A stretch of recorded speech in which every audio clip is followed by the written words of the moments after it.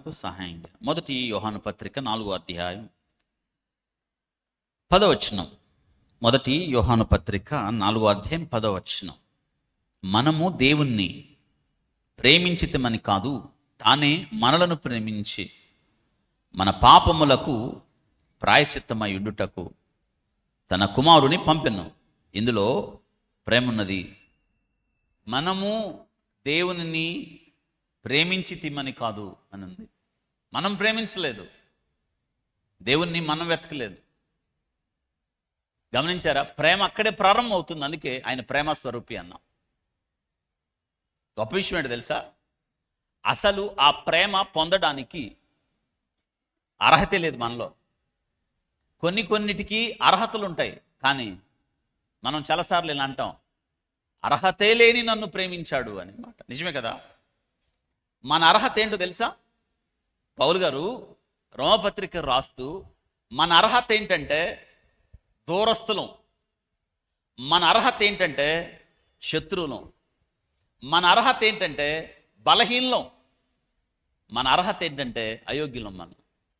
మనం ఇంకను శత్రువులమై ఉండగా, ఆహా, యుక్త కాలంలో నీతిమంతుడి కోసం ఎవరు మరణించరు. ఒకవేళ గమనించండి, ఒక నీతిమంతుడు అనీతిమంతుడి కోసం మరణిస్తాడా?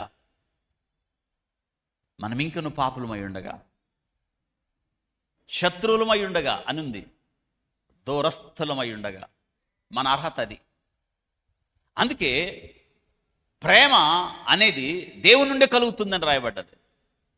ఆయనే మొదటగా మనలను ప్రేమించాడు అని ఉంది. ఆయనే ప్రేమించాడు. ప్రేమ అక్కడి నుంచి ప్రారంభమైంది కదా. ఇది మనం ఈ స్థితిలో ఉండడానికి కారణం ఆ ప్రేమే కదా. అందుకే ఆ ప్రేమ మనకి ఎలా తెలిసింది అంటే, తన ప్రియ కుమారుడైన యేసు క్రీస్తును నీకు నాకు అనుగ్రహించుట ద్వారా ఆ ప్రేమ వెల్లడైంది. అంటే మీకేమర్థమవుతుంది? దేవుడు నిన్ను నన్ను ప్రేమిస్తున్నాడు. ఎలా అంటే తన కుమారుణ్ణి బలివ్వడం ద్వారా. దాన్ని అన్నాడు ప్రాయచిత్తము అన్నాడు. ప్రాయచిత్తం ఆయను, పరిహారం ఆయను, వెల చెల్లించను. ఎందుకంటే తిరిగి నీకు జీవాన్ని ఇవ్వడానికి కోసం. మరణ పాత్రుడైన నీ కొరకు నా కొరకు. అంతే కదా. నాపముందా? దావీదు రాజయ్యాడు, 7 ఏళ్ళు అయింది దగ్గరగా.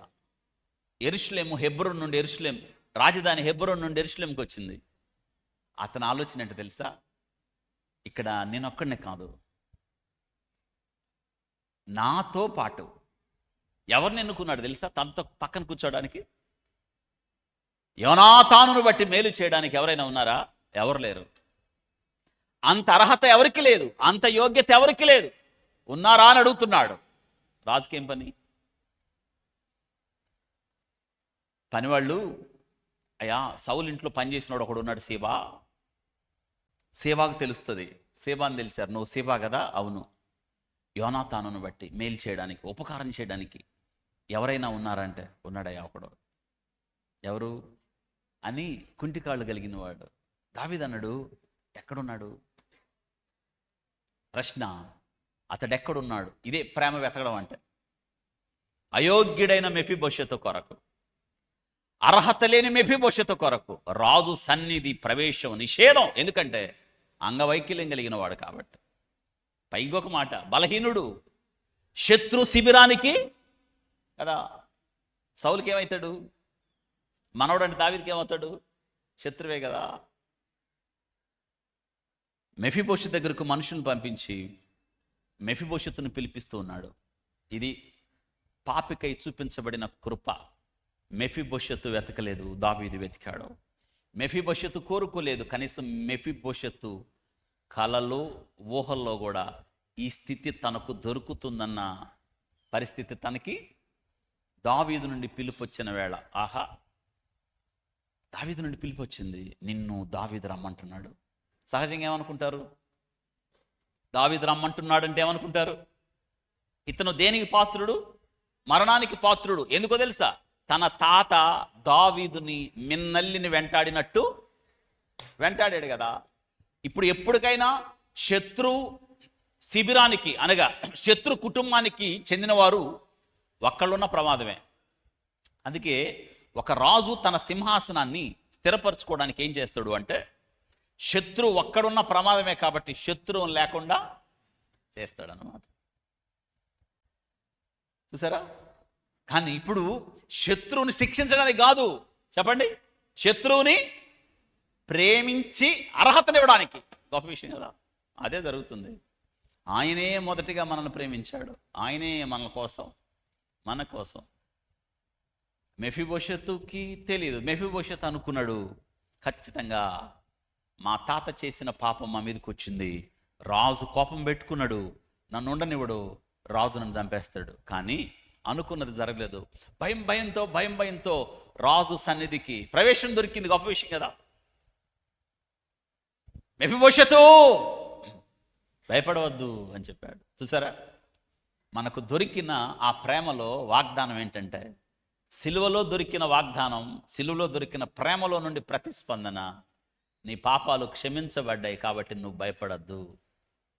మెఫీబోషెతు, నీకు అర్హత దొరికింది, భయపడవద్దు, రా, సదాకాలం నా బల్ల యొద్ద. ఎక్కడ కూర్చున్నాడు? ఇంతకుముందు ఎక్కడున్నాడు ఆయన? లొదెబారులో ఉన్నాడు, మాకీరి ఇంట్లో ఉన్నాడు, మేతలేని స్థలంలో ఉన్నాడు, అప్పుల ఇంట్లో ఉన్నాడు, దురవస్థలో ఉన్నాడు, లేవలేని స్థితిలో ఉన్నాడు. ఇప్పుడు ఎక్కడున్నాడు? ఇది ప్రాయచిత్తము ద్వారా నీకు నాకు లభించిన గొప్ప ఆధిక్యత. రా, నా బల్ల పక్కన కూర్చో. ఇదే కదా ప్రభు చెప్పాడు, చీకటి నుండి ఆశ్చర్యకరమైన వెలుగులోనికి పిలిచిన వాని గుణాతిశయాలు. అవును, ఆయన మనల్ని బల్ల యొద్ద కూర్చోబెట్టడం అంటే ఈరోజు ఏం జరుగుతుంది మనకి? ఇదిగో ఈ బల్లతో మనం కూర్చున్నాం. నేను వచ్చే వరకు దీన్ని చేయడి. ఆ దినాన ప్రభు, గమనించండి, యేసుక్రీస్తు ప్రభు వారు శిష్యులకు పస్కా రాత్రి నేను వచ్చే వరకు దీన్ని చేయడి అని చెప్పాడు కదా. దావీదు పక్కన ఎవరు కూర్చున్నారు? మెఫీబోషెతు. పైగా ఒక మాట అన్నాడు, సదాకాలం నా బల్ల యొద్ద అన్నాడా? ఇంకొక మాట చెప్పాడు, రాజకుమారుల్లో ఒకడైనట్టుగా.